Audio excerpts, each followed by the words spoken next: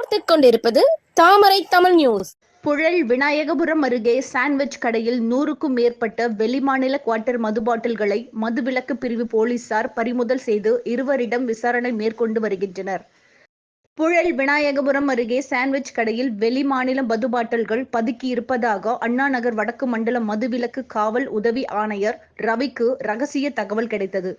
அதன்படி சம்பவ இடத்திற்கு விரைந்து சென்ற மதுவிலக்கு காவல் இன்ஸ்பெக்டர் கார்த்திகேயன் மற்றும் போலீசார் அங்கு ஒரு சாண்ட்விச் கடை வாசலில் இருந்த அட்டை பெட்டியை திறந்து சோதனை செய்ததில் அதில் பாண்டிச்சேரி மாநிலத்தில் தயார் செய்யப்பட்ட குவார்ட்டர் மது பாட்டில்கள் இருந்தது கண்டுபிடிக்கப்பட்டது. பின்னர் கடை உரிமையாளரிடம் விசாரித்ததில் வெளியில் இருந்து வரும் நபர் ஒருவர் இருசக்கர வாகனத்தில் இறக்கி வைத்து விட்டு சென்றதாக போலீசாரிடம் தெரிவித்தார்.